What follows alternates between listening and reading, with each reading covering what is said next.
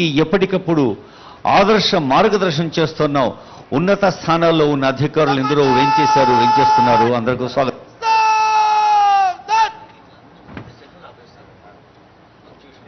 DGP sir has arrived and he would be taking the salute. Director general of police Shri doctor Jitendra Jain को general salute पेश किया जाएगा.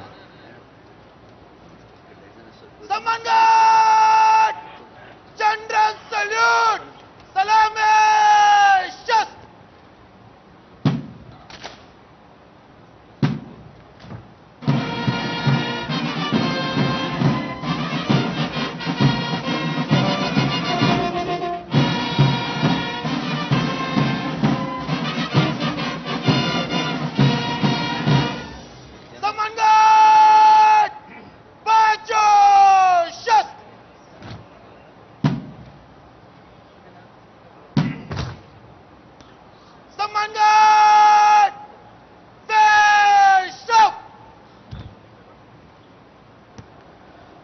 Parade commander గా యువ IPS అధికారి మనన్ భట్ గారి యువ స్వరమది గౌరవనీయ డీజీపీ గారికి స్వాగతం పలికారు. Nodal officer additional DGP Sanjay Kumar Jain IPS గారు, liaison officer first battalion commandant P Krishna గారు, parade overall incharge Shri TN Singh గారు. Dr. Jitendra, Director General of Police, belongs to Firozpur, Punjab, and he is from 1992 IPS batch. Sir studied PhD from School of Management Studies, JNTU, Hyderabad. The post Sir has held: Sir worked as SP Mehboob Nagar, Guntur District, worked as DIG Vizag and Warangal Ranges, worked as Additional CP Traffic Hyderabad City, brought lots of innovations like automated signals, intelligent traffic management system, citizen-centric traffic management and cashless challan system in the entire state of... There, ladies and gentlemen, there you can see Honorable Chief Minister's convoy on your screens and the buglers signaling the arrival of our Honorable Chief Minister Sir Shri Revanth Reddy sir. 4 crore people of Telangana await for his historic address. 77 साला यौम इंजमाम यानी प्रजा पालना दिवसों के मौके पर वजीर आला पब्लिक गार्डन तशरीफ ला चुके हैं, जिनका इस्तकबाल doctor Jitendra IPS director general of police और चीफ सेक्रेटरी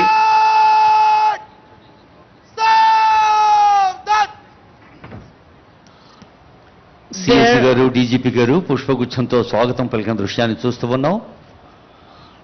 అభివృద్ధి సంక్షేమాల పుష్పగుచ్చంగా తెలంగాణ సామాన్య ప్రజలందరికీ ప్రజాపాలన ప్రభుత్వాన్ని అందజేస్తున్న గౌరవనీయులైన ముఖ్యమంత్రి రేవంత్ రెడ్డి గారికి స్వాగతం పలుకుతున్నారు సిఎస్ గారు, డీజీపీ గారు, Shri M Raghunandan IAS, Shri CV Anand IPS, Sanjay Kumar Jain IPS, Dasari Harichandra IAS, CS Sivalingaiah IAS, ఇంకా ఎందరో ఉన్నతాధికారులు. గౌరవనీయులైన ముఖ్యమంత్రి గారికి ప్రేమపూర్వక స్వాగతం పలుకుతోంది ప్రజా పాలన వేడుక, ప్రజా పాలన వేదిక. There on the screens, you can have a beautiful sight. Honorable Chief Minister Sir Revanth Reddy sir arriving. Samangat! General salute! Salame shast!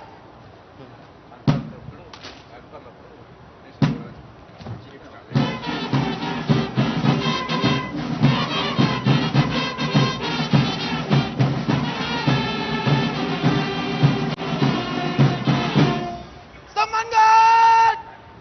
Bajo shast!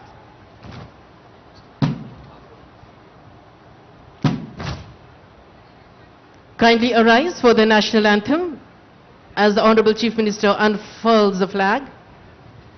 ख़वातीन और हजरात, बराए करम मेहरबानी कौमी तराने के लिए खड़े हो जाइए. राष्ट्रीय सैल्यूट! सलामे शस्त!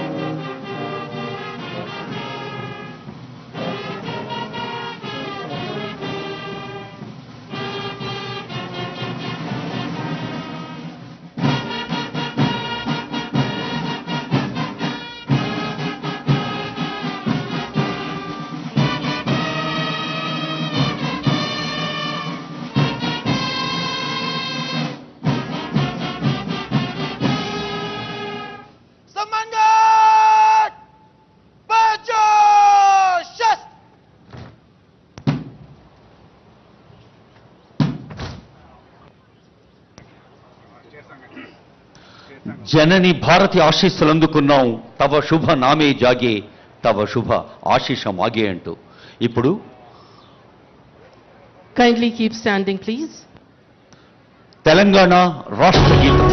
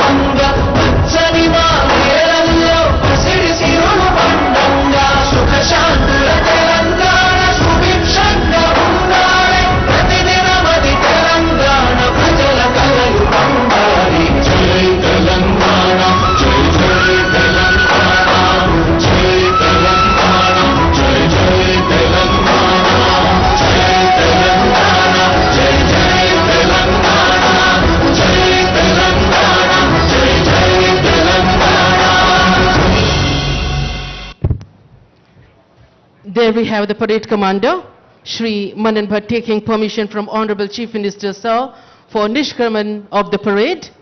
Kindly be seated.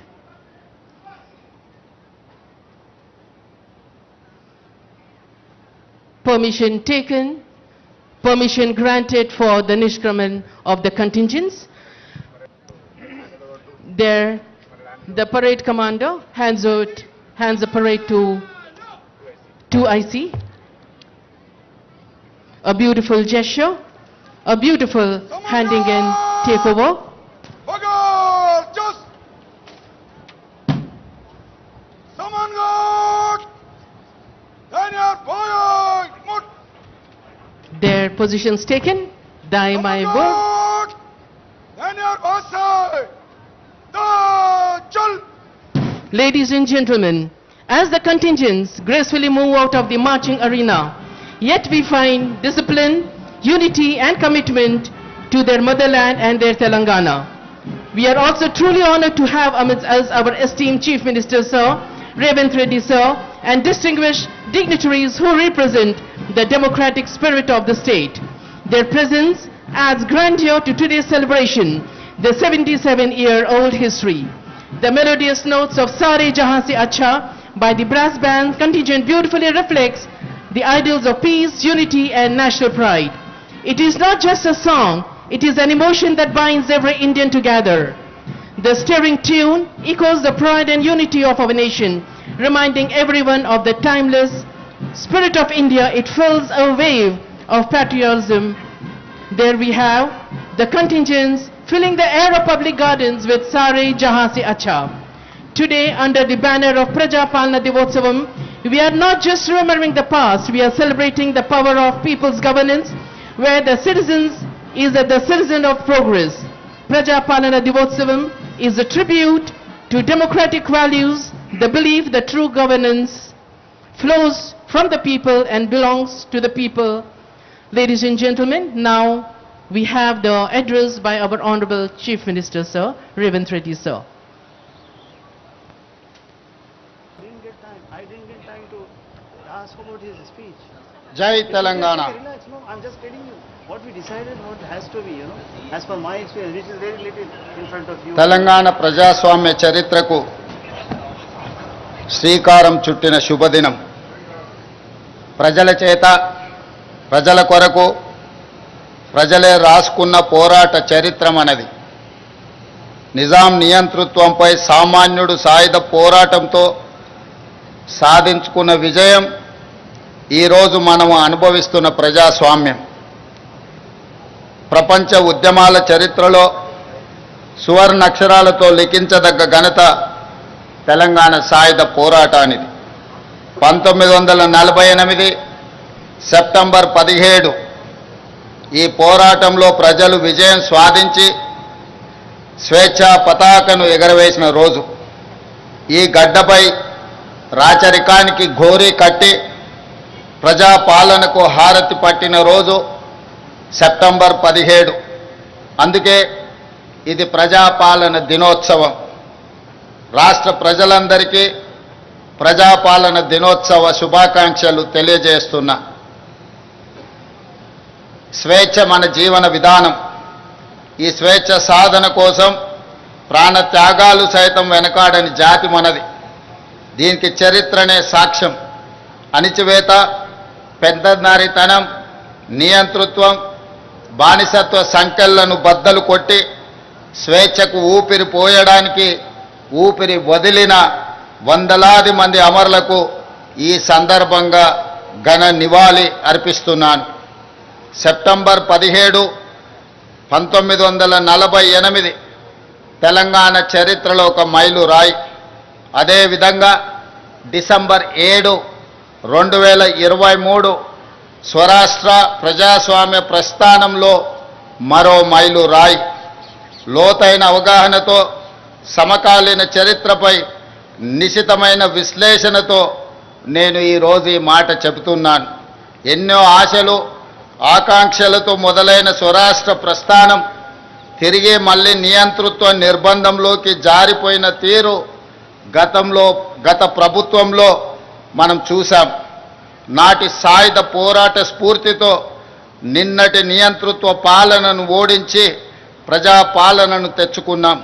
అందుకే డిసెంబర్ 7, 2023 కూడా ఒక చారిత్రాత్మక సందర్భంగా భవిష్యత్ తరాలకు గుర్తుండిపోతుందని నేను భావిస్తున్నాను. 77 ఏళ్ల తెలంగాణ ప్రస్థానాన్ని, పోరాట చరిత్రను, ఇక్కడ ఉద్భవించిన ఉద్యమాల సరళిని సంపూర్ణంగా అకలింపు చేసుకొని ప్రజల ఆకాంక్షలను అర్థం చేసుకొని మేము ఈరోజు పరిపాలన చేస్తున్నాం. అహంకారపు ఆలోచనలు, బంధు ప్రీతి, అశ్రిత పక్షపాతానికి మా పాలనలో తావు లేదు.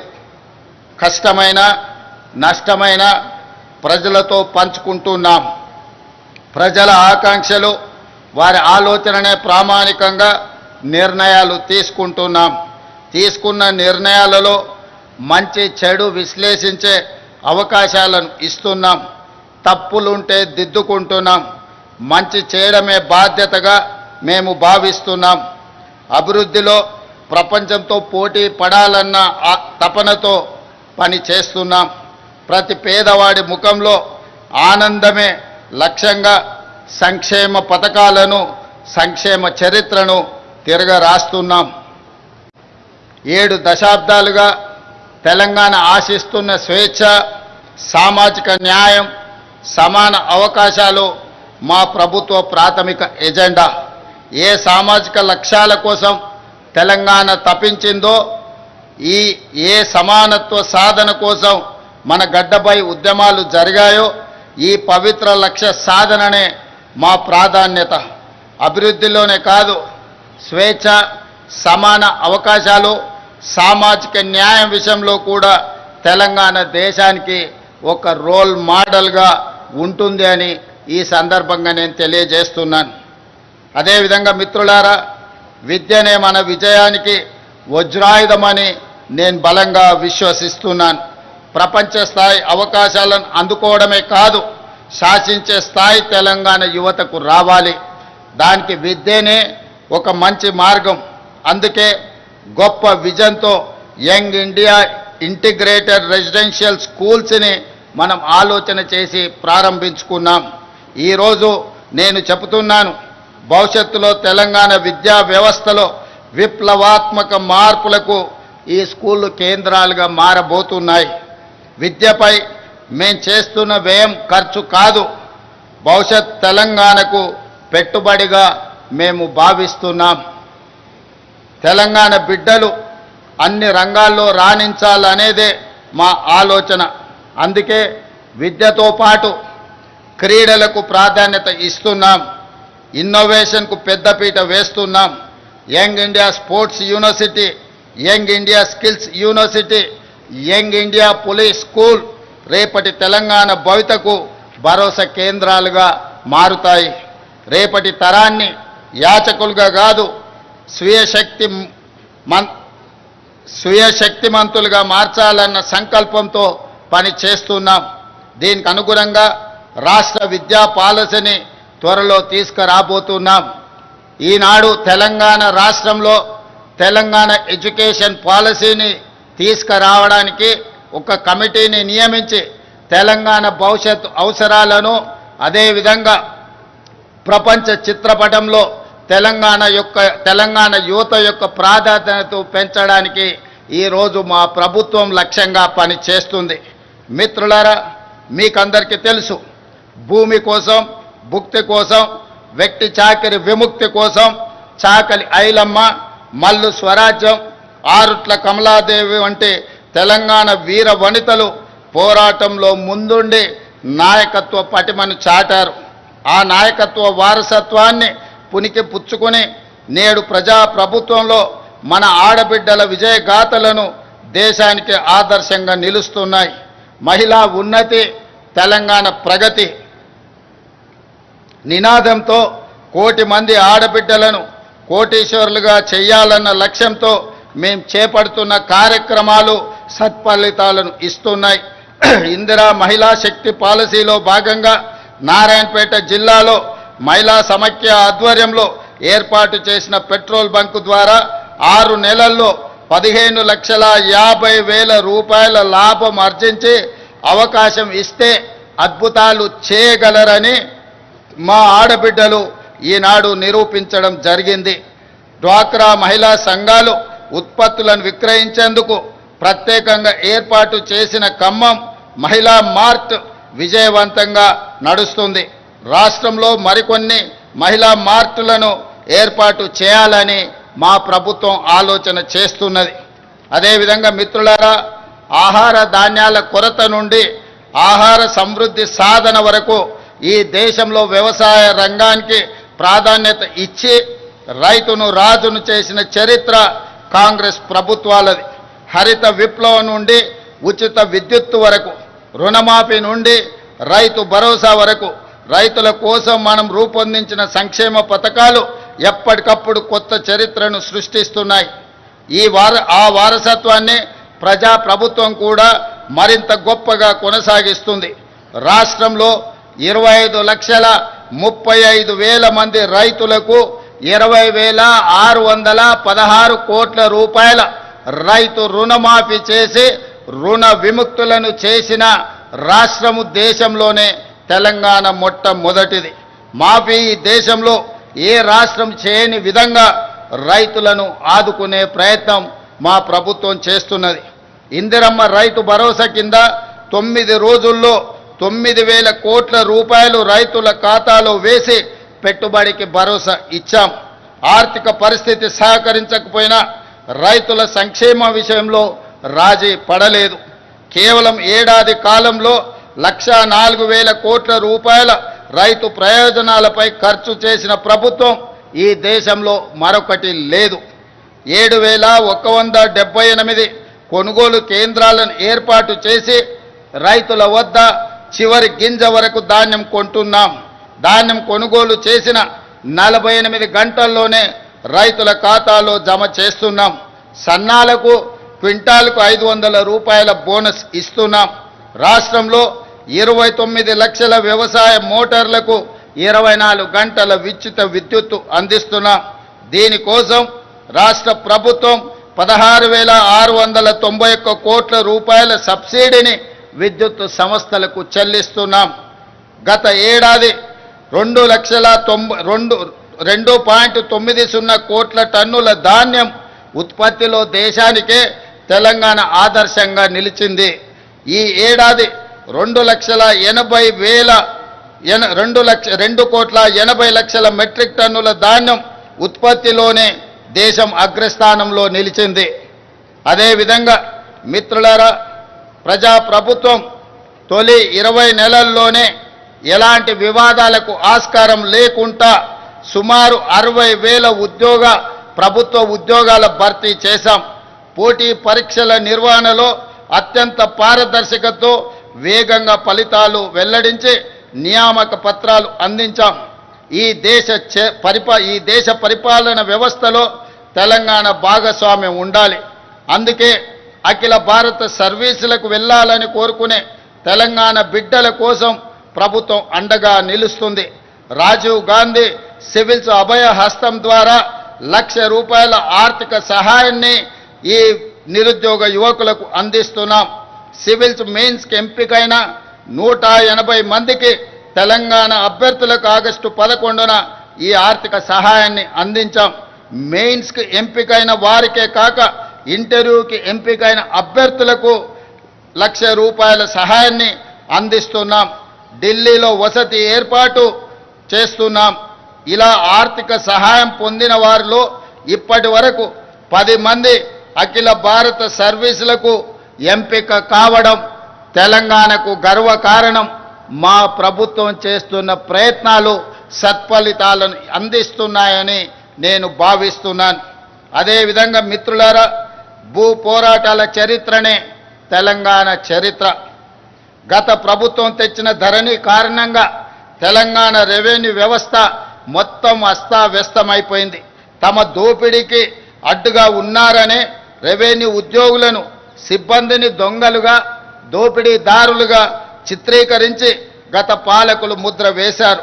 ప్రజాప్రభుత్వం వచ్చాక ఆ పరిస్థితిని చక్కదిద్ది రెవెన్యూ ఉద్యోగులకు ఆత్మగౌరవాన్ని ఇచ్చి ప్రజలకు సమర్థవంతంగా సేవలు అందించే దిశగా వారిని ప్రోత్సహిస్తున్నాం. అందులో భాగంగానే భూభారతి చట్టం తెచ్చాం. క్షేత్రస్థాయిలో ఈ చట్టాన్ని సమర్థవంతంగా అమలు చేసేందుకు ఇటీవలనే 5,000 మంది గ్రామ పాలన అధికారులను నియమించడం జరిగింది. వాళ్ళు నిజాయితీగా ప్రజలకు సేవలు అందించి గ్రామీణ రెవెన్యూ వ్యవస్థను తిరిగి పునర్నిర్మిస్తారన్న విశ్వాసం, నమ్మకం మా ప్రభుత్వానికి సంపూర్ణంగా ఉన్నది. ఈరోజు సాదా బైనామాలు కావచ్చు, భూభారతికి సంబంధించిన సమస్యలు కావచ్చు, ఈ గ్రామ పాలన అధికారులు ప్రజలకు చేరువై ఈ సమస్యల్ని పరిష్కరించాలని మా ప్రజా ప్రభుత్వం భావిస్తున్నది. అదేవిధంగా ఇందిరమ్మ ఇళ్ల నిర్మాణాలు గ్రామాలలో పేదల ఆత్మ గౌరవానికి ప్రతీకలు. కొత్తగూడెం జిల్లా అశ్వరావుపేట నియోజకవర్గంలోని బెండాలపాడు గ్రామంలో ఇందిరమ్మ ఇండ్ల గృహ ప్రవేశ మహోత్సవంలో పాల్గొన్నప్పుడు ఆ పేదల కళ్ళల్లో చూసిన ఆనందం నాకెనలేని సంతృప్తిని, సంతోషాన్ని అందించింది.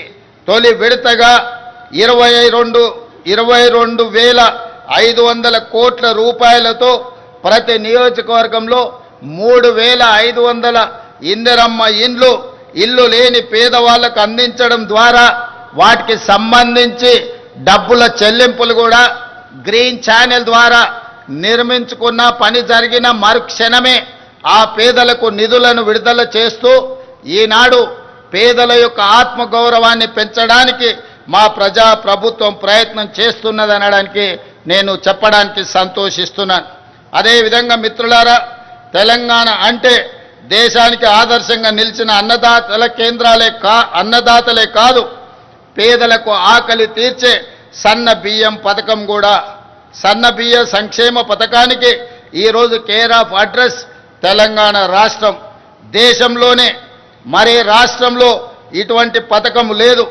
రాష్ట్రంలోని 3,10,00,000 మంది పేదలకు సన్న బియ్యం అందించడం ద్వారా ఆత్మగౌరవంతో బ్రతికి ఆ సన్న బియ్యంతోనే తమ సంటి పిల్లలకు తినిపించే పరిస్థితి, ఒక ఆరోగ్యవంతమైన తెలంగాణను, ఆత్మగౌరవంతో కూడుకున్న తెలంగాణను ఈరోజు పేద ప్రజానికానికి అందించడానికి ప్రజాప్రభుత్వం ప్రయత్నం చేస్తున్నదని చెప్పడానికి నేను సంతోషిస్తున్నాను. అదేవిధంగా మిత్రులారా, కృష్ణానది జలాలు, గోదావరి నదీ జలాలకు సంబంధించి ఈనాడు జరుగుతున్న చరిత్ర మీకందరికీ తెలుసు. ఈ 2 నదులు తెలంగాణ జీవ నదులు. ఆ నదుల్లో మనకు హక్కుగా దక్కాల్సిన నీటి వాటాలపై రాజీ పడేది లేదు. గత పాలకుల తప్పులను సరిదిద్ది ప్రతి చుక్క నీటిపై పక్కా హక్కులు సాధించే దిశగా కృష్ణా జలాల విషయంలో న్యాయ పోరాటానికి తెలంగాణ ప్రభుత్వం సిద్ధమవుతున్నది. ఇటీవలే మన ఇంజనీర్లకు, న్యాయ నిపుణులకు స్పష్టమైన దిశ నిర్దేశం రాష్ట్ర ప్రభుత్వం చేయడం జరిగింది. కృష్ణా జలాలలో తెలంగాణకు న్యాయంగా రావాల్సిన, ముఖ్యంగా నికర జలాలు, వరద జలాలు, మిగులు జలాలు మొత్తం కలిపితే తెలంగాణకు రావాల్సింది 904 టీఎంసీల నీళ్లు. ఈ 904 టీఎంసీల నీళ్లను సాధించడానికి కృష్ణా ట్రిబ్యునల్ ముందు తెలంగాణ తరఫున పక్కాగా బలమైన వాదన వినిపించడానికి అవసరమైన సూచనలను, సలహాలను సాగునీటి పారుదల శాఖ మంత్రితో పాటు మేమే స్వయంగా సమీక్షించి వాళ్లకు సూచనలు చేయడం జరిగింది. అందుకే ఈరోజు తెలంగాణ రాష్ట్రానికి కృష్ణా నదీ జలాలలో రావాల్సిన వాట కోసము ఈ ప్రభుత్వం పక్కా ప్రణాళికతో పక్కడ్బందీగా ప్రయత్నం చేసి మనకు రావాల్సిన వాటాను సాధించుకుంటామని నేను ఈ సందర్భంగా తెలియజేస్తున్నాను. అదేవిధంగా ఈరోజు 2027 ఎస్ఎల్బీసీ టన్నెల్ ఆనాడు మొదలుపెట్టి వివిధ కారణాల చేత ఆగిపోయింది. ఈరోజు ఎస్ఎల్బీసీ టన్నెల్ పూర్తి చేస్తే కృష్ణానది జలాలలో మన వాటాలను వినియోగించడమే కాదు, నల్గొండ జిల్లాలో ఉన్న ఫ్లోరైడ్ సమస్యను పరిష్కరించడమే కాకుండా 3,60,000 ఎకరాలకు సాగునీరును అందించి నల్గొండ జిల్లాను పట్టి పీడిస్తున్న ఫ్లోరైడ్ సమస్యను పరిష్కరించడానికి ఎస్ఎల్బీసీ టన్నెల్ పూర్తి చేయాలి. ఈ ఎస్ఎల్బీసీ టన్నెల్ పూర్తి చేసే క్రమంలో మొన్న ప్రమాదం జరిగి కొంతమంది కార్మికులు చనిపోయినారు. ఆ కార్మికుల కుటుంబాలకు 25 లక్షల రూపాయల నష్టపరిహారం ఇవ్వడమే కాకుండా తిరిగి ఆ పనులను ప్రారంభించడానికి ఎస్ఎల్బీసీ టన్నెల్ని 2027 డిసెంబర్ 9లోగా పూర్తి చేసి తెలంగాణ రైతాంగానికి అంకితం చేయాలని, నల్గొండ ఫ్లోరైడ్ బాధితులను ఆదుకోవాలని ఒక సంకల్పంతో మేము ముందుకు వెళ్తున్నాం. ఎవరు ఎన్ని అడ్డంకులు కల్పించినా, అవాకులు చెవాకులు పేలినా మా ప్రయత్నంలో మేము వెనకడుగు వేయం. సమస్యలు వచ్చినప్పుడు నిటారుగా నిలబడి ఆ సమస్యల్ని అడ్డుకుంటాం, ఆ సమస్యల్ని పరిష్కరించుకుంటాం, తప్పుడు ప్రచారాలను తిప్పి కొడతామని చెప్పి ఈ సందర్భంగా తెలంగాణ సమాజానికి నేను తెలియజేయడానికి సంతోషిస్తున్నాను. అదేవిధంగా హైదరాబాద్ అనేది ఒక బ్రాండ్. ఈ బ్రాండే మన యొక్క ఇమేజ్ ప్రపంచ స్థాయిలో. అందుకే హైదరాబాద్ గేట్వే ఆఫ్ వరల్డ్గా తీర్చిదిద్దాలని ఈనాడు పూర్తి స్థాయిలో మన ప్రభుత్వం ప్రణాళికలు రచిస్తుంది. దాంట్లో భాగంగానే హైదరాబాదు మహానగరం మన బలం, మన బ్రాండ్. ఈ బ్రాండ్ను భవిష్యత్తులో ప్రపంచ వేదికపై సగర్వంగా నిలబెట్టే దీర్ఘకాలిక ప్రణాళికలను రచిస్తున్నాం. 2035 నాటికి తెలంగాణ $1 ట్రిలియన్ ఎకానమీగా, 2047 నాటికి $3 ట్రిలియన్ ఎకానమీగా ఎదగాలన్నదే తెలంగాణ ప్రభుత్వం యొక్క లక్ష్యం. అది సాధించిన నాడు భారతదేశానికే కాదు ప్రపంచానికే హైదరాబాద్ గేట్వేగా మారుతుంది. ఆ దిశగా మొత్తం రాష్ట్రానికి మేము మాస్టర్ ప్లాన్ తయారు చేస్తున్నాం. అంతర్జాతీయ ప్రమాణాలతో కూడిన మౌలిక సదుపాయాలతో హైదరాబాద్ తెలంగాణ ఉండాలన్నది మా ప్రభుత్వం యొక్క సంకల్పం.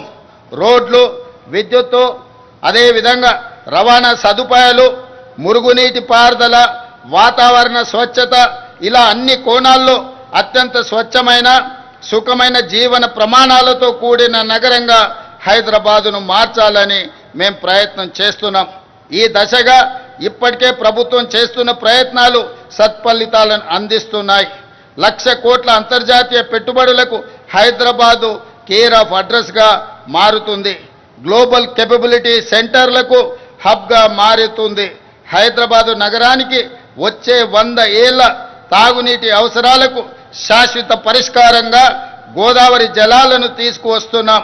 దీనికోసం 7,360 కోట్ల రూపాయలతో గోదావరి 2వ దశ 3వ దశ పనులను ఇటీవలనే ప్రారంభించుకున్నామని తెలియజేయడానికి నేను సంతోషిస్తున్నాను. హైదరాబాద్ బ్రాండ్ ఇమేజ్ని పెంచేలా మూసీ పునరుజ్జీవన ప్రాజెక్టు, గాంధీ సరోవర్ ప్రాజెక్టులు ఉండబోతున్నాయి.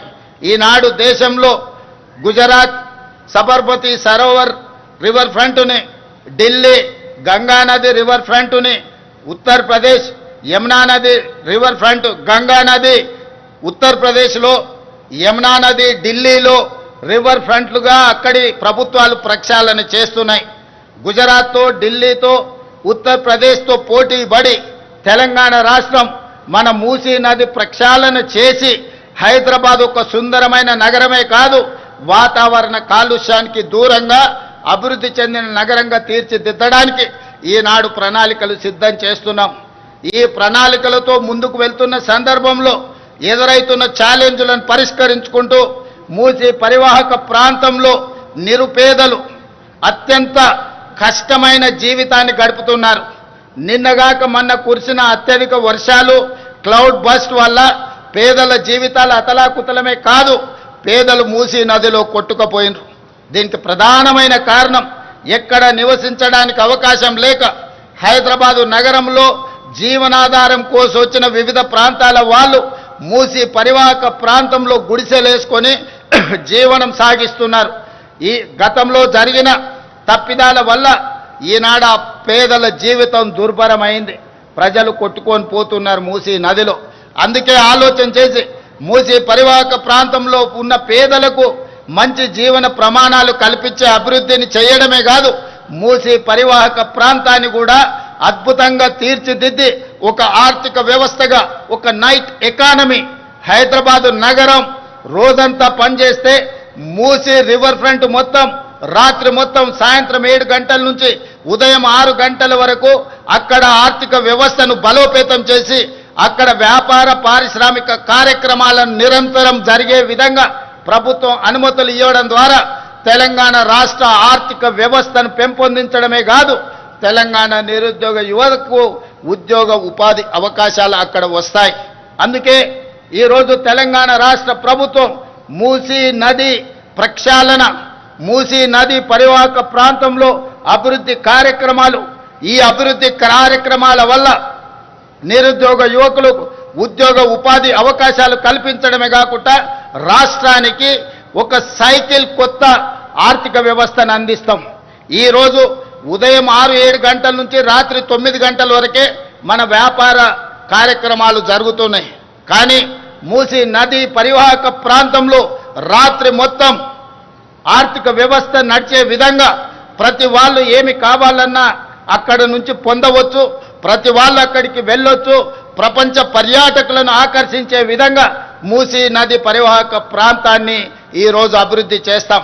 ఇదే కాదు, హిందువులకు సంబంధించిన దేవాలయం కావచ్చు, ముస్లిం సోదరులకు సంబంధించిన మసీదు కావచ్చు, సిక్కు సోదరులకు సంబంధించిన గురుద్వారా కావచ్చు, క్రిస్టియన్ సోదరులకు సంబంధించిన చర్చిలు కావచ్చు, ఈ నదీ పరివాహక ప్రాంతంలో మత సామరస్యంతో కూడుకున్న గొప్ప కట్టడాలను కట్టడం ద్వారా ప్రపంచ పర్యాటకులను ఆకర్షించి ఈ ప్రాంతాన్ని అభివృద్ధి చేయాలన్న ఆలోచన చేయడమే కాకుండా తెలంగాణ వైతాళికులు, తెలంగాణ చరిత్రకు, తెలంగాణ పోరాటాలకు ప్రతీకలైన గొప్ప వ్యక్తుల యొక్క అక్కడ విగ్రహాలు పెట్టుకోవడం ద్వారా ప్రపంచ పర్యాటకులకు తెలంగాణ చరిత్రను అందించడానికి ఈ మూసీ నది పరివాహక ప్రాంతాన్ని ఈరోజు అభివృద్ధి చేయబోతున్నాం. ఈనాడు హైదరాబాద్ చార్మినార్ ప్రాంతంలో వెళ్తే కాలు తీసి కాలు పెట్టలేని పరిస్థితి. ఉస్మానియా ఆసుపత్రికి వెళ్తే ఆ దుర్గంధంతో మనం చనిపోయే పరిస్థితులు ఉన్నాయి. వీటన్నిటిలో మార్పు రావాలి. ఈ మార్పు తెలంగాణ అభివృద్ధిలో భాగస్వామ్యం కావాలి. వీటి కోసం నా ప్రభుత్వం నిరంతరం ప్రయత్నం చేస్తుంది. ఈ ప్రయత్నంలో ఒడిదుడుకులు వచ్చినా నిటారుగా నిలబడి అడ్డుకుంటాం, అభివృద్ధిని ముందుకు తీసుకువెళ్తాం. భవిష్యత్ తరాలకు మూసీ నది పరివాహక ప్రాంతం ప్రపంచానికే ఆదర్శంగా నిలబడే విధంగా ఈనాడు ప్రభుత్వం ప్రణాళికలు రచిస్తుంది. తొందరలోనే ఈ ప్రణాళికలను కార్యక్రమాలను ప్రారంభించుకుంటాం. డిసెంబర్ 9, 2025 లోపల ఈ ప్రణాళిక కార్యక్రమాలను ప్రారంభించుకుంటామని తెలియజేయడానికి నేను సంతోషపడుతున్నాను. అదేవిధంగా ఓఆర్ఆర్పై తలపెట్టిన గేట్వే ఆఫ్ హైదరాబాద్ గొప్ప స్వాగత తోరణంగా నిలుస్తుంది. 24,000 కోట్ల రూపాయల అంచనాతో మెట్రో 2వ దశ విస్తరణ ప్రాజెక్టును చేపట్టబోతున్నాం. ఇప్పటికే 69 కిలోమీటర్లు ఉన్న మెట్రో మార్గానికి అదనంగా 2వ దశలో 77 కిలోమీటర్ల మేర మెట్రో రైలును నిర్మించాలనే ప్రయత్నాలు చేస్తున్నాం. తొందరలోనే మెట్రో విస్తరణ పనులను కూడా ప్రారంభించుకుంటామని తెలియజేస్తున్నాను. అదేవిధంగా మిత్రులారా, తెలంగాణ ప్రాంతం పోరాటాలకు వేదిక, తెలంగాణ ప్రాంతం త్యాగాలకు వేదిక, తెలంగాణ ప్రాంతం అమరవీరులకు ఒక ప్రతీక. అలాంటి తెలంగాణ ప్రాంతాన్ని ఈనాడు మత్తు మహమ్మారి, గంజాయి కావచ్చు, డ్రగ్స్ కావచ్చు, తెలంగాణ యువతను పట్టి పీడిస్తున్నది. ఇది నా సమస్య, మీ సమస్య, ప్రతి పేదవాడి సమస్య. ధనవంతులు, శ్రీమంతులు లేదా విలాసవంతమైన జీవితం గడుపుతున్న వాళ్ళే ఈ గంజాయి డ్రగ్స్ బారిన పడడం లేదు. ఈనాడు జరుగుతున్న కేసులు, వస్తున్న సమాచారం, మధ్యతరగతికి సంబంధించిన యువత కూడా పెడధోరణిలో పోతున్నారు. పట్టణానికే పరిమితంగా, నగరానికే పరిమితం కాలే, పట్టణాలు, గ్రామీణ ప్రాంతాలలో కూడా ఈనాడు గంజాయి మూలాలు కనిపిస్తున్నాయి. ఎక్కడ చూసినా కేసులు జరుగుతున్నాయి. ఈ కేసుల వెనకాల చూస్తే గంజాయి ప్రభావమో, డ్రగ్స్ ప్రభావమో అధికంగా కనిపిస్తుంది. అందుకే మిత్రులారా, ఈనాడు మీ అందరి సహకారాన్ని నేను కోరుకుంటున్నా. ప్రజలు ఇందులో సంపూర్ణంగా ఈ ప్రభుత్వంతో కలిసి రావాలి. కొంతమందికి ఇష్టం లేకపోవచ్చు, కొంతమందికి మా ప్రయత్నం నచ్చకపోవచ్చు, కానీ ప్రజల నుంచి నేను ఆశిస్తున్నా మీరందరు అండగా నిలబడాలి. అందుకే గతంలో జరిగిన పరిణామాలు మీకు తెలుసు. డ్రగ్స్కు సంబంధించి Hyderabad gateway of Hyderabad for development అనుకుంటా డ్రగ్స్కి గేట్వేగా కొంతమంది మార్చుకోవడం జరిగింది. అందుకే ఈనాడు ఈ డ్రగ్స్ను నియంత్రించడానికి ఈగల్ ఫోర్స్ను తీసుకొచ్చినాం. ఎక్కడైనా మీకు అందరికీ తెలుసు, గద్ద ఆకాశంలో ఎన్ని వందల మీటర్ల పైన ఎగిరినా తన టార్గెట్ను నిశితంగా గమనించి పక్కాగా గద్ద తను చేయాల్సిన పని చేస్తుంది. అందుకే ఈరోజు తెలంగాణ రాష్ట్రంలో ఈ గంజాయిని, డ్రగ్స్ను నిర్మూలించడానికి ఈగల్ ఫోర్స్ను తీసుకొచ్చినాం. ఇది భవిష్యత్తులో తెలంగాణ యువతను సరైన దారిలో పెట్టడానికి, ఈ డ్రగ్స్, గంజాయి వ్యాపారాలు చేసే వాళ్ళను నిర్మూలించడం కోసం ఈనాడు ఈ వ్యవస్థను మనం ఏర్పాటు చేసుకోవడం జరిగింది. కొంతమందికి నచ్చకపోవచ్చు, అయినా ఇందులో వెనుకడుగు వెయ్యాలన్న ఆలోచన లేదు. మొన్న జరిగిన ప్రపంచ దేశాలలో 138 దేశాలు ఈ గంజాయి డ్రగ్స్ నిర్మూలన మీద ఒక పోటీ జరిగింది. దాంట్లో Hyderabad police world police summit WPS 2025లో డ్రగ్ కంట్రోల్ కేటగిరీలో మన హైదరాబాద్ నార్కోటిక్ ఎన్ఫోర్స్మెంట్ వింగ్ ప్రథమ బహుమతి సాధించింది. 138 దేశాలలో గంజాయి డ్రగ్స్ను నియంత్రించడంలో పోలీస్ వ్యవస్థల మధ్యలో పోటీ జరిగితే హైదరాబాదు నగర పోలీస్ వ్యవస్థ ప్రపంచంలోనే ప్రథమ స్థానంలో నిలబడ్డది. అంటే ఈరోజు మా ప్రభుత్వం గంజాయి డ్రగ్స్ను నియంత్రించడానికి ఏ రకంగా మన పోలీస్ వ్యవస్థ ప్రయత్నం చేస్తుందో మీరందరూ గమనించాలి. కాబట్టి మిత్రులారా, ఈరోజు గంజాయి డ్రగ్స్కి సంబంధించి ఎంత పెద్దవారు ఉన్నా, ఎవరి బంధువులున్నా, ఎవరి మిత్రులున్నా, ఎవరిని ఈ ప్రభుత్వం వదలదు. వాళ్ళ పట్ల కఠినంగా వ్యవహరిస్తుంది. రాజకీయాలలో వాళ్ళకు హోదాలు ఉండొచ్చు, ఆ హోదాలలో ఉన్న వాళ్ళకు బంధువులు ఉండొచ్చు, ఆ బంధువులకు ఫామ్ హౌజులు ఉండొచ్చు. కానీ ఫామ్ హౌజులు డ్రగ్స్కో, గంజాయికో కేంద్రాలుగా మారి ఇలాంటి వాటిని ప్రోత్సహిస్తామంటే ఫామ్ హౌజుల్లోనే కాదు, బొక్కలో దాచుకున్న మా పోలీస్ వ్యవస్థ లాక్కొచ్చి మరి కటకటాల వెనకాల వేస్తుంది. ఇతర దేశాల నుంచి కొంతమంది ఇక్కడికి వచ్చి శాశ్వతంగా ఇక్కడనే స్థిర నివాసం ఏర్పరచుకొని ఈ వ్యాపారాలను కూడా చేస్తుండ్రు. మా పోలీస్ వ్యవస్థ వాళ్ళ పట్ల కూడా ప్రత్యేకమైన నిఘా పెట్టింది. ఖచ్చితంగా వాళ్ళందరిని కూడా పట్టుకుంటాం, వాళ్ళందరినీ కటకటాల వెనకాల తోసేస్తాం. ఈ తెలంగాణ రాష్ట్రాన్ని గంజాయి డ్రగ్స్ రహిత రాష్ట్రంగా దేశంలోనే ఆదర్శమైన రాష్ట్రంగా తీర్చిదిద్దడానికి మన వ్యవస్థలు అన్నీ పనిచేస్తున్నాయి. మీరందరూ సహకరించాలి. తల్లిదండ్రులందరూ కూడా ఆలోచన చెయ్యాలి. మనం ఎంత కష్టపడి జీవితంలో ఎన్ని విజయాలు సాధించినా, ఎన్ని ఆస్తులు అంతస్తులు కూడబెట్టినా మన పిల్లలు వ్యసన పరులై గంజాయికో డ్రగ్స్కో బానిసలైతే మన బాధ ఏ విధంగా ఉంటుందో ఒకసారి ఆలోచన చేయండి. ఈరోజు ఈ ప్రభుత్వం చేస్తున్న చిత్తశుద్ధితో కూడుకున్న ఈ ప్రయత్నాన్ని రాజకీయాలకు అతీతంగా, వ్యక్తిగతమైన దేశాలకు అతీతంగా ఈ ప్రభుత్వానికి సహకరించాల్సిన అవసరం ఉన్నది. ఈ విషయంలో వితండవాదం చేయడం కానీ, ప్రభుత్వం చేస్తున్న ప్రయత్నాలను తప్పుపట్టే వాళ్లను తెలంగాణ సమాజం బహిష్కరించాలి. ఈ దేశంలో, ఈ రాష్ట్రంలో గంజాయి కానీ డ్రగ్స్ కానీ ఆనవాళ్లు ఉండొద్దు. ఈ తెలంగాణ రాష్ట్రం పోరాటాలకు వేదిక, త్యాగాలకు పునాదులు. ఈడ అమరవీరులు గొప్ప త్యాగాలు చేసిన చరిత్ర ఉన్నది. ఈ చరిత్ర కాలగర్భంలో కలిసిపోకూడదు. ఈ గంజాయి డ్రగ్స్ బ్యాచ్ను వదలకూడదు. వాళ్ళ పట్ల కఠినంగా వ్యవహరిస్తామని చెప్పి నేను ఈ సందర్భంగా 4 కోట్ల తెలంగాణ ప్రజలకు నేను మాట ఇస్తున్నాను. అదేవిధంగా మిత్రులారా, తెలంగాణ రైజింగ్ 2047 ఏ గ్రామమైనా, ఏ జిల్లా అయినా, ఏ రాష్ట్రమైనా, ఏ దేశమైనా, ఏ సంస్థ అయినా పక్కా ప్రణాళికలను పకడ్బందీగా తయారు చేసుకొని వాటిని అమలు చేసుకుంటూ ముందుకు వెళితే విజయాలు సాధించడం పెద్ద విషయం కాదు. ఆ విధమైన ప్రణాళికల కోసమే తెలంగాణ రాష్ట్ర ప్రభుత్వం తెలంగాణ రైజింగ్ 2047 విజన్ డాక్యుమెంట్ను పూర్తి చేసుకుంటున్నాం. 2047కి దేశానికి స్వతంత్రం వచ్చి 100 సంవత్సరాలు పూర్తి చేసుకోబోతున్నాం.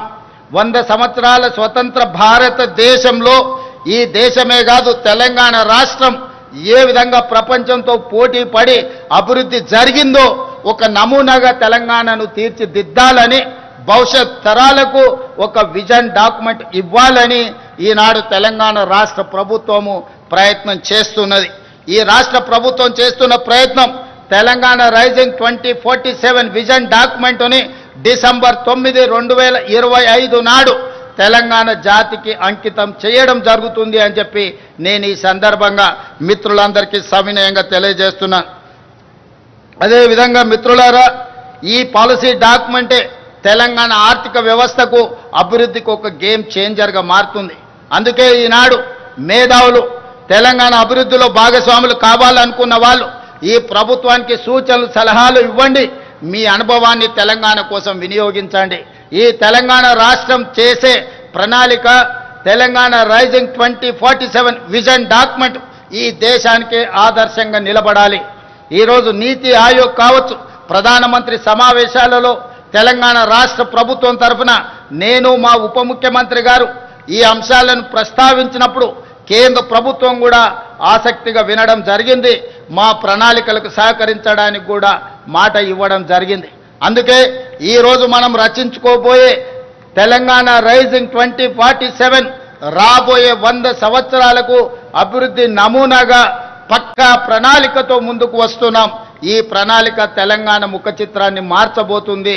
ఈ ప్రణాళికనే తెలంగాణ నిరుద్యోగ యువతకు ఉజ్వల భవిష్యత్తును అందించబోతుంది అని చెప్పి నేను ఈ సందర్భంగా తెలియజేస్తున్నాను మిత్రులారా.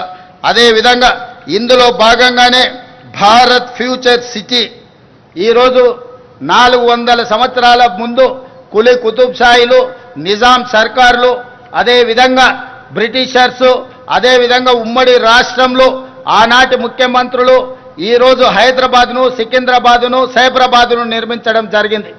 ఈరోజు మన అవసరాలు పెరిగిపోయినాయి. ఈరోజు ఉన్న వ్యవస్థ, ఈ ఉన్న మొత్తం మనకున్న సిస్టమ్ అంతా కూడా సరిపోవడం లేదు. అందుకే ఈరోజు తెలంగాణ రాష్ట్ర ప్రభుత్వం పూర్తి స్థాయిలో ఆలోచన చేసి ఒక గొప్ప నగరాన్ని నిర్మించాలి. అది భారత్కే ఒక ఫ్యూచర్ సిటీగా, ఒక భవిష్యత్తు నగరంగా ఉండాలని ఆలోచన చేసి శంషాబాద్ ఎయిర్పోర్ట్కు కూతవేటు దూరంలో ఈనాడు భారత్ ఫ్యూచర్ సిటీని ప్రణాళికలు చేస్తున్నాం. దాదాపుగా 30,000 ఎకరాలలో ప్రపంచంలోనే ఒక అభివృద్ధి చెందిన నగరంగా ఈరోజు కొత్త నగరాన్ని నిర్మించుకోబోతున్నాం. దీనికి కూడా తొందరలోనే పనులు ప్రారంభిస్తాం.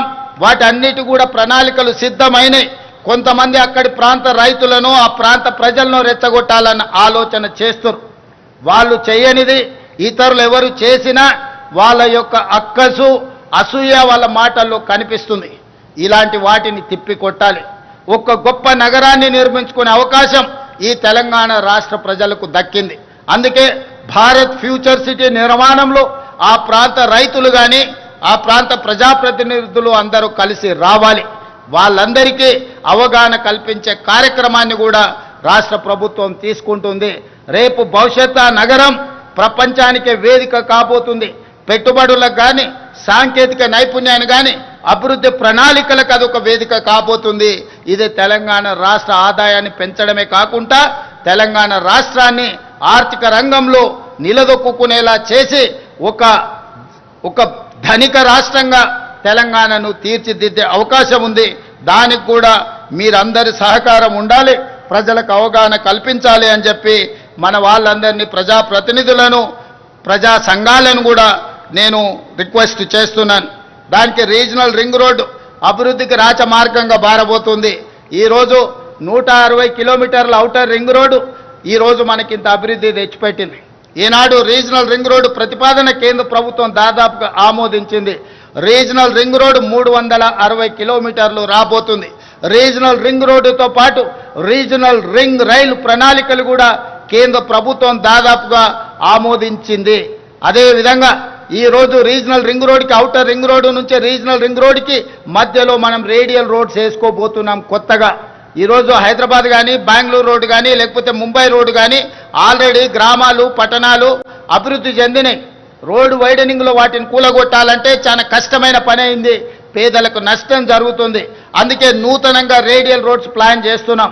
ఈనాడు మనము ఫ్యూచర్ సిటీ నుంచి ఒక రేడియల్ రోడ్, అదేవిధంగా బుద్వేల్ కోత్వాల్గూడ నుంచి ఈరోజు చందన్వాల్లి నుంచి కొడంగల్ వరకు ఇంకొక రేడియల్ రోడ్డుని ఈ రకంగా 10 నుంచి 12 రేడియల్ రోడ్స్ని ఔటర్ రింగ్ రోడ్డు నుంచి రీజనల్ రింగ్ రోడ్డుకు వేయదలుచుకున్నాం.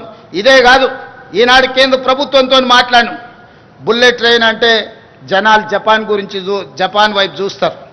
జపాన్ తర్వాత నరేంద్ర మోడీ గారు గుజరాత్కు తీసుకెళ్ళాడు. నేను అడిగిన ప్రధానమంత్రి గారిని మాకు కూడా బుల్లెట్ ట్రైన్ కావాలి, సౌత్లో ఉండే నగరాలకు కనెక్టివిటీ పెరగాలని. మొన్న జరిగిన ప్రభుత్వ సమీక్షలో కేంద్ర ప్రభుత్వం నుంచి ప్రతినిధులు వచ్చిండ్రు. ఈనాడు ఫ్యూచర్ సిటీ నుంచి అమరావతి నుంచి చెన్నైకి బుల్లెట్ ట్రైన్, అదేవిధంగా ఫ్యూచర్ సిటీ నుంచి బెంగళూరుకు బుల్లెట్ ట్రైన్, బెంగళూరు నుంచి చెన్నైకి బుల్లెట్ ట్రైన్ ప్రతిపాదనలు ఈరోజు మన ముందు ఉన్నాయి. భవిష్యత్తులో ఎక్స్ప్రెస్ గ్రీన్ఫీల్డ్ హైవేలే కాదు, వాటితో పాటు బుల్లెట్ ట్రైన్ కూడా ఈరోజు మనకు రాబోతుంది. ఇవన్నీ కూడా గ్రోత్ ఇంజన్లుగా మారబోతున్నాయి. అందుకే మనకు ఈరోజు తెలంగాణ అభివృద్ధి ప్రణాళిక ఒక గొప్పగా మనం ప్రయత్నం చేస్తున్నాం. వీటన్నిటిలో మీ అందరి సహకారం ఉండాలి. జపాన్, సింగపూర్ లాంటి దేశాలు అభివృద్ధి చెందినాయని మాట్లాడుతున్నాం. అభివృద్ధి చెందడానికి ప్రధానమైన కారణం నాయకుల యొక్క సంకల్పం, ప్రభుత్వాల యొక్క ప్రణాళిక. అందుకే ఈనాడు జపాన్ కావచ్చు, సింగపూర్ కావచ్చు, లేకపోతే ఇతర అభివృద్ధి చెందిన దేశాలు ఏవైనా సరే మన ప్రాంతం వెనుకబడి ఉండకూడదు. మనకు మేధస్సు ఉంది, మనకు పరిస్థితులు ఉన్నాయి, మనకు ప్రణాళికలు ఉన్నాయి. వీటిని అమలు చేసే సంకల్పం ఒకటే ఇంతకాలం లేదు తెలంగాణ రాష్ట్రంలో. ఇప్పుడు ఆ సంకల్పంతో తెలంగాణ రాష్ట్ర ప్రభుత్వం ప్రయత్నం చేస్తుంది.